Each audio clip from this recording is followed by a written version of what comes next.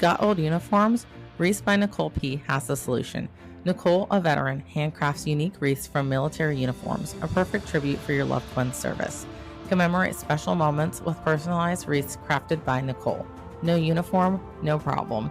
Wreaths by Nicole P. has every fatigue print ready for your custom creation. Explore wreath options at www.wreathsbynicoleph.com or message Nicole directly on Facebook. Wreaths by Nicole P. Preserving memories one wreath at a time. Honor the past, celebrate the present. Welcome to Your Story Doesn't End Here, the mental health podcast of military and veterans who refuse to be silenced. I'm your host, Rachel, and my mission with this podcast is to be a voice for those who don't have a voice, bring awareness to mental health issues, provide value and solutions, and to change the culture when it comes to mental health within the DoD organizations.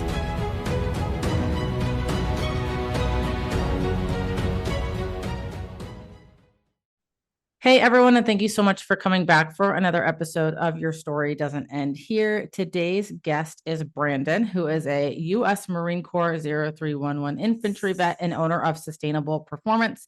He is a nutrition coach and a powerlifting coach, and on his free time, he helps vets with injuries and pains so they don't have to be limited by their health. Brandon, I am so excited to have you on the show today, and I can't wait to hear your story. So first of all, thank you so much for being here. Yeah, thank you for that introduction. I'm honored to be here, honestly. I love it. So I'm just going to pass it off to you, and you can just share more with the people about your story, where you come from, and what got you to where you are today. Perfect, right on. So I started off fairly unhealthy. Like it was fairly an unhealthy start. I was a bigger kid when I was growing up. It was kind of a switch that changed me, and I kind of had found a passion for hard work, really, when I was in high school. I lost a lot of weight and I just fell in love with fitness, and that brought me to the Marine Corps. Uh, like everyone else, I fell in love with how they spoke about it. So I ended up joining, and I didn't want to do anything else other than infantry. So I ended up doing infantry. Went in, fast forward, I went in, did my thing, and came through a lot of, bumps, as everyone does. Ugh, I was a squad leader and a team leader for most of the time, and I loved it. I loved the camaraderie, the brotherhood. I loved it all. I did find a lot of bumps along the way. I felt I never really fit in anywhere growing up, and even there, it was kind of a struggle. I was very fitness oriented, and I knew that I wanted to pursue fitness in some way, shape, or form.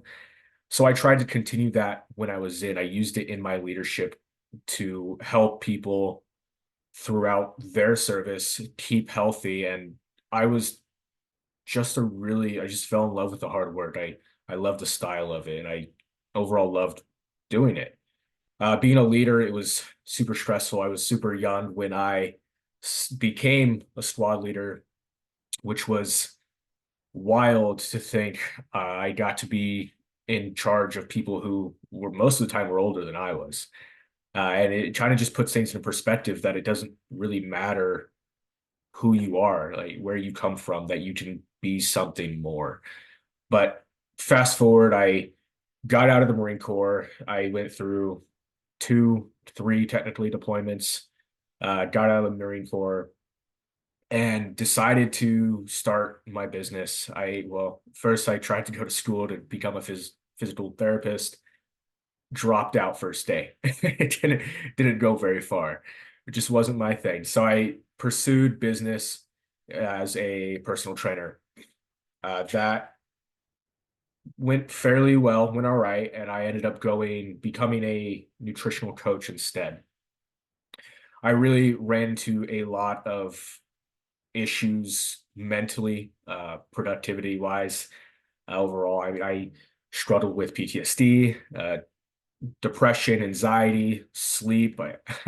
I was put on a bunch of meds, and I just felt like everything was going downhill. I didn't feel like I was becoming anything. And I went from being this leader to nobody. really quick, and I lost everyone around me. So it's kind of heartbreaking for a while. Eventually, I found my way to becoming a nutritional coach, and that was kind of my step towards the right direction. And that brought me to a new community. And really, I found a new fire that brought me more more fulfillment in life. Becoming a nutritional coach was probably the best thing I could have done, taking classes for that. And I'm still working on continuing my education with that. Now I get the opportunity to help veterans, military, and just people around the world become who they're meant to be, because we served and we've earned that courage and that confidence. And now you get out and it's almost like it's not there anymore. So I kind of want to bring people back to that and reignite their passion for life, really, because we all started with some kind of passion when we joined, and now it doesn't have to end. And it's really where I am at now. I love that. And, I think what's so unique about your story in particular is that, you're not just this like meathead guy that's always been a fitness buff, always been fit. And you decided, I'm just going to jump on the trend because let's be real, nutrition and fitness has very much been a trend, and I don't think necessarily a bad trend in all intents and purposes, because being healthy is a good thing, but definitely very much became a trend. And I think when it comes to finding a nutrition coach or a fitness coach or body image coach or anything, like, the story, at least to me, is important. Like, I want to know, did you come from a place where you had to build yourself up? And so that's kind of where I want to take this, is you talked about how you had this period of your life where you were not very fit, and then you went into the Marine Corps. And so Marine Corps is obviously not an easy, like, fitness wise branch of service. I mean, I went into Navy because I didn't want to run more than a mile and a half. So I know that Marine Corps was not it for me. I mean, not that I couldn't have done it, but I just didn't want to do all the extra, right? But I know from people that have gone through Marine Corps boot camp that it is not an easy feat, especially when you get to like the crucible and just doing all the things in between, right? So talk to us about how you got from this point where you are like not very physically fit to the point where you are now a Marine, essentially. Yeah, so like I touched up on, it was kind of a flip of a switch. I grew up with a split household, and just I was fairly alone growing up. Like, I felt I didn't have much of a foundation, so I found food was kind of my comfort. I won't go into details about it, but one household, it was like didn't eat much, and then I'd go to the other household and I had too much food. So it's kind of a weird dynamic growing up, and I didn't have many friends or anyone to really fall back on. So I kind of just became this, I with lack with lack of better terms, like a fat shit. uh, but one day a switch just flipped, and I was just determined to become something I wanted to be. I knew I was meant for more, really, and that led me to quit pretty much everything cold turkey. I quit all soda and all this stuff, which I don't recommend doing things cold turkey like that.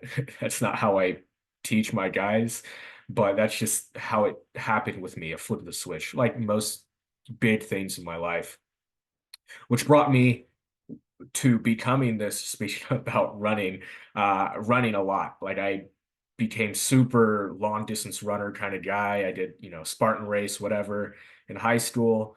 And I became this really skinny guy. Not much muscle mass, not much to me, just kind of a twig. I went from this big guy. I lost over 60 pounds in 3 months when I was in high school, just grinding. But then I joined, because I fell in love with that hard work, that grind. And then I met up with my buddy who was going to the recruitment office regularly to work out. And I'm like, well, that looks awesome. I saw him throwing up, and I'm like, that looks awesome. I want to throw up. So I went and did that, and I fell in love. I fell in love with it all, and I just continued to push and build myself up and learn, and that brought me to joining all together and join. I went to boot camp and I got less fit, kind of thing. Yeah, I hear that with several branches, but I'm curious on the mental side of things because obviously you talk about how you made this decision, which is so important when it comes to changing our lives. Is a first of all making that decision and being in a position and being ready to actually change our lives. But was there ever a point where you kind of like mentally crashed or hit a wall, or felt like, oh, I worked really hard at this, I lost all this weight in a certain period of time, and then like just kind of hitting a wall? Or do you think that joining the Marine Corps was able to help you sustain that part of your life until, I mean, it sounds like even going out of the military, you still were able to somewhat sustain. But I'm curious if you ever hit that wall mentally. Yeah, so that kind of brings me back. I want to take it back a little bit because with my nutrition and coaching, one of a huge component to make sure somebody is willing to do it is an acronym called WAR, willing, able, and ready. And if someone isn't willing and able and ready to do what needs to be done, it's they're not going to do it.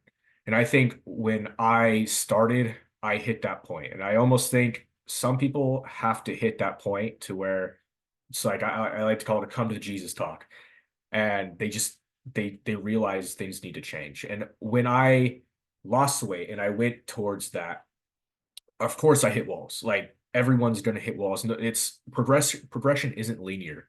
It's ups and downs and it's all over the place, and that's okay.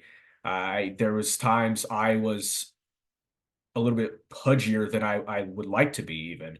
Especially when I got into boot camp, I gained some more weight. I fell out of it. I got sick. I broke my foot, and I wasn't exactly happy with myself, but I always managed to come back. And I think that's the biggest thing is just managing to continue and keep getting up and keep going. I love that. And I love specifically that you make sure that the people you work with are actually ready. Because I think that there's a lot of people out there that um, maybe they see the dollar signs or something and they just, they're like, oh, I can help you. Or maybe it is that they know that they can help someone and they feel like if they give them the right systems, they can. But you're so right when you say that, like, you have to be in that position mentally. And that's what's going to push you through those tough times is actually being ready to make that decision in your life. So another thing that you talked about in your initial story was when you got out of the military, when you had these bouts of depression and anxiety and just dealing with, I think, what's pretty standard for a lot of veterans. I went through it myself, and I think it is harder. This is just my personal opinion, but I feel like it's harder to go into an entrepreneurial journey post military if you don't have the mindset or tools or whatever have you set up for that, because it is such a drastic mindset shift from what the military is. So talk to us a little bit more about that season of your life. Yeah, so I got out and like everybody, I got my DD-214. I was happy. I drove home. I smoked pot for the very first time on my way home, kind of thing. I stopped at somebody's house and I felt free for the first time. I'm like, this is crazy. I'm free. That quickly dissipated. I went from that euphoric feeling to I'm alone. Like I have no accountability. I have no nothing now. And nobody understands me. And that's a little soul crushing. A lot of people don't understand it once they get out that you are alone and you don't have that same accountability, that same brotherhood, and you won't find it in the normal civilian world. You're not quite the same. You can find some things like it, but I think it's super important to connect with vets and keep that connection strong. And it didn't used to be so strong. I think now it's getting better. But with me personally, I did struggle with that depression, anxiety. I've always had some anxiety and some depression. I think just I didn't realize how bad it was until I got out. I guess it gave me the breathing room. And once I was alone with my thoughts, I realized how bad everything was. And on top of that, I had bad sleeping issues. I had I had PTSD, whatever. But just standard stuff everyone goes through, but not everyone pulls themselves out of. And I think it's important to understand that and not just veterans or military, but like everyone, that's not your identity. And you can have these things, but they don't define who you are. You define who you are. And I think that was another kind of a switch. I went through three different therapists. I went through a behavioral health doctor. I went through like all these types of mental doctors, and it was gymnastics for me. And I put on bunch of different medications. Some made me feel kind of good, some kind just terrible. Anxiety went up, depression went up, more and then some just made me feel bleh. Yeah. And it was all just it you don't realize what it's like until you're put on that stuff. Like, hey, I was a leader. I earned my confidence, and now I'm put on these medications, and now I'm at this point where I need to be on these pain meds and whatnot, and they might not be working. You just feel like crap all the time. And it's just, where are you? And where did you start? Why are you here now? It's kind of jaw dropping. And you're still usually, I mean, you're still fairly young, especially, infantry guys. We get out fairly young, or now we have bad backs, we have bad knees, bad everything. So it's like, I'm still this young and I am here. So it took me a while to get out of it. And I still struggle. Like you never stop struggling, but it does get better. And I think that's as long as you want it to get better and you are willing, able, and ready to make it better. So do you feel like you had a bit of an identity crisis when you separated from the military? 100%. Oh yeah, I think everyone does, right? Yeah. Most people struggle with that in like civilian life, but military, you go from being in the military, having like your whole life is the military, and then you go to civilian world, and you're like, who am I now? I Mhm. who are my friends now? There's no trauma bonding, like nobody understands any of that, right? Yeah. Yeah. Yeah. I feel that. So other than what you have in, what you have built with the fitness and nutrition industry, did you connect to any other tribes as far as veterans go, like any service organizations or any groups? I did not actually. I For the longest time, I was just sulking in my loneliness. I would literally go to a bar and have two beers just to be around people for like almost every night. Like I wasn't an alcoholic or anything. It's just I wanted to be around people, but I didn't know them. I didn't want to know them. It was just the comfort of being not being alone Yeah. all the time. And I didn't really allow myself to open up to anybody. I didn't allow myself to have a community, and now I have more of a community, especially in fitness, because everyone in fitness it's very welcoming. And it kind of looks from the outside, it kind of doesn't look like it, but Yeah. once you're in it and you understand it a little more, it's very welcoming. And I think that was huge in helping me progress further, but it's still not the same, right? Right. Never will be. And that's okay. I mean, it's not supposed to be. Right. So, just for some context here, talk to us a little bit about what your military experience was like. Were you deploying a lot? Were you a combat? I mean, were you in combat or were you more home based? So I was in 1-4, Charlie Company, 3rd Platoon the entire time. I don't know I what any of that stuff means. That's fine. Navy were petty officers. I hear the Right. other branches where they're like, yeah, I'm an Alpha Bravo 1, 2, 3. I'm like, cool. What is that? Right. So yeah, I was in the same unit the entire time. Um, I deployed first to like almost as soon as I got to my unit. We deployed to it was just Japan, nothing crazy. The second deployment was the border.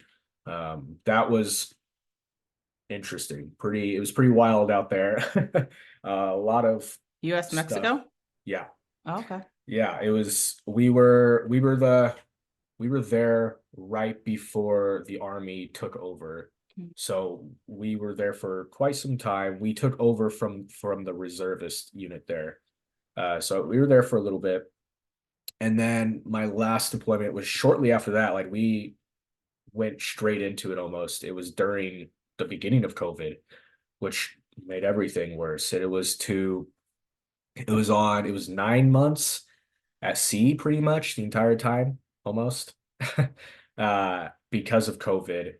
That was rough for a lot of people. That was mentally rough for a lot of people. I think, especially for me, it was just weird. We were in different places, then we're super confined. We didn't have much outside communication.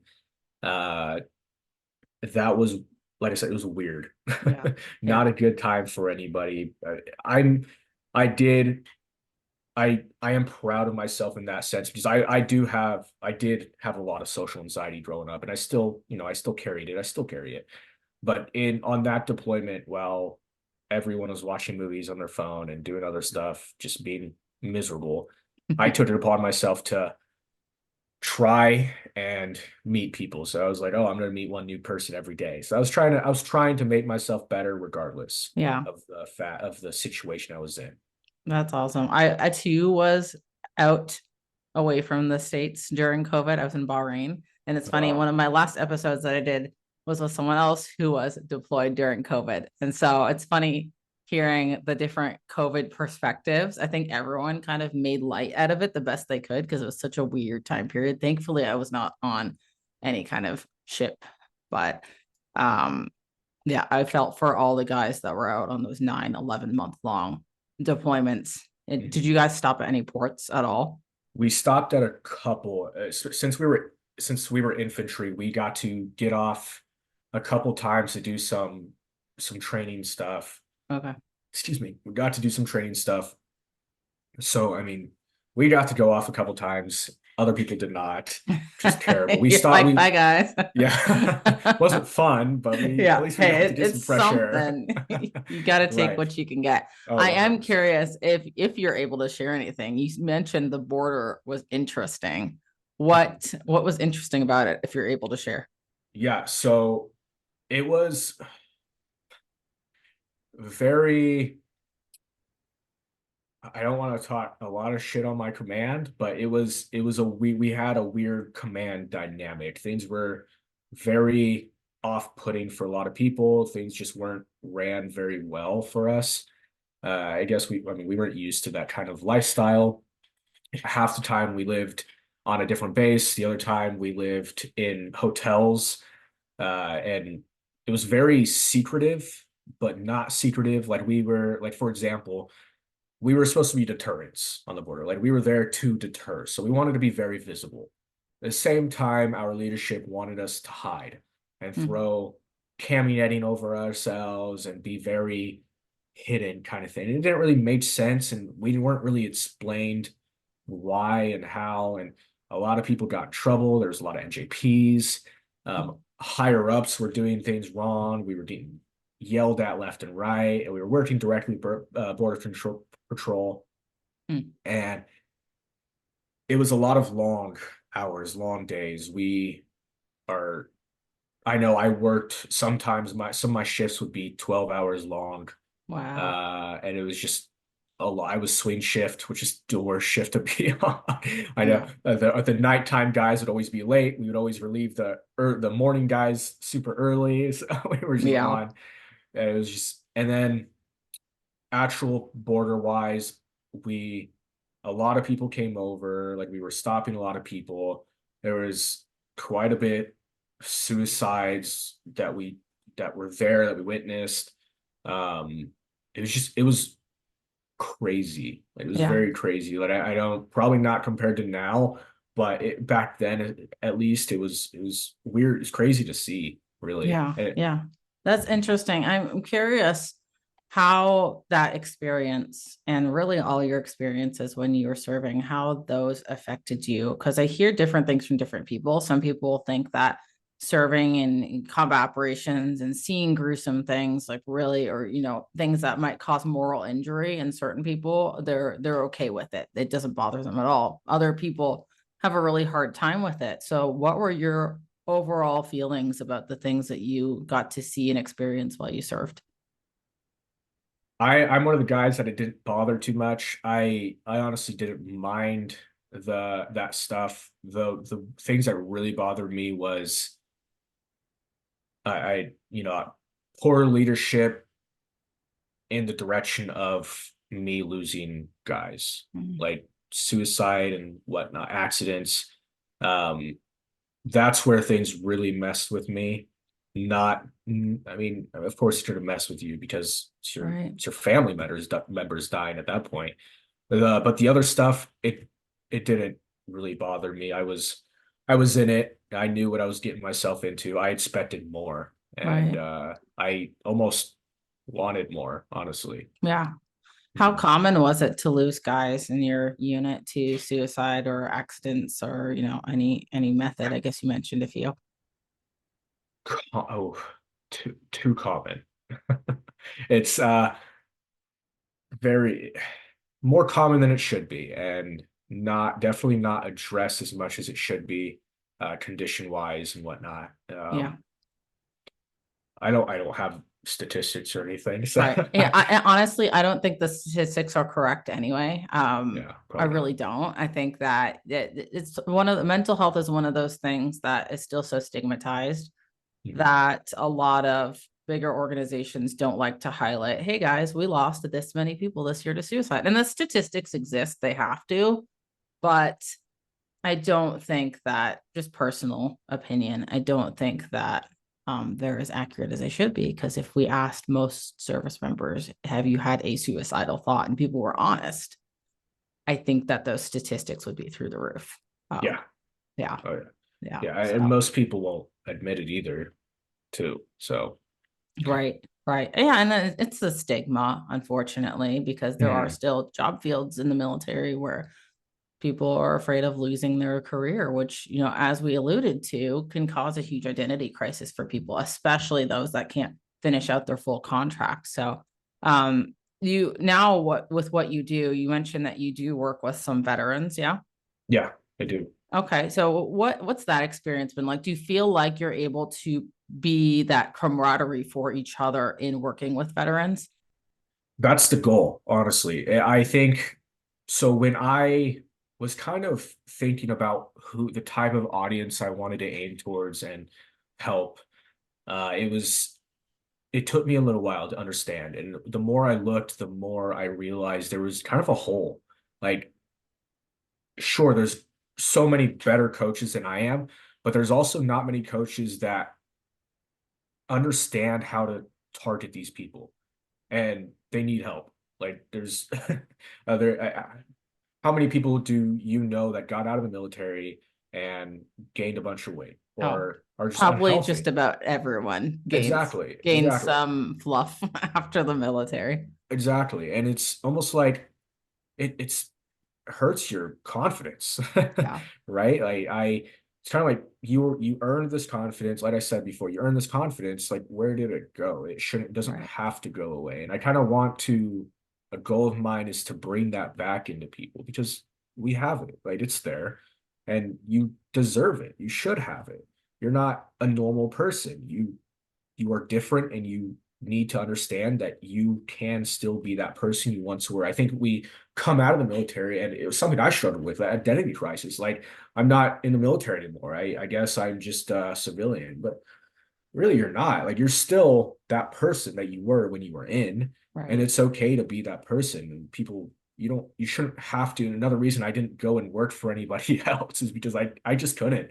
I I, I understand that I wouldn't fit in anywhere and people wouldn't understand me. And the only person that's gonna get it is me. And then Right. where does that leave everyone else? Like, I feel like I have this duty to help more people in that situation understand who they are and what they can be. I love it. And it's so, so important, especially when we look at how physical health links directly to mental health.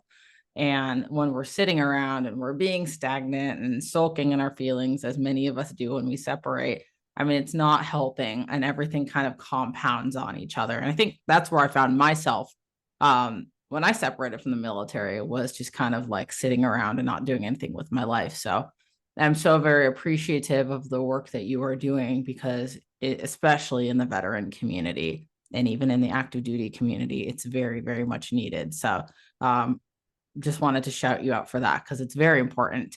So right now, what are some of your goals with your business? Where do you see yourself in the next 5 years? Ooh, that's a good question. Loaded question, I know. Yeah. Unfortunately, even when you are out to serve, and I mean, if I could do this for free, I would, quite honestly. I mean, it's fulfilling on its own, but I can't. So I have to have goals, income goals, in order to sustain myself and the business. Obviously, I have income goals in that sense. And then I don't have specific goals. I'm still developing them, because the more I target that audience, the more I realize there's something here, and I can build upon this more and more, which is cool to be in a space where you're like, I'm here and there's so much opportunity. Like there's ideas flowing all the time. So it's like, yeah. My brain works the same way. It's kind of annoying sometimes, because it's like, just so constant ideas, and you can't make them all happen at once. So I get it. So talk to us about, what do you right now, what are your ideal clients? Who are you looking to work with? What is the best way that people can contact you to either work with you or just support you?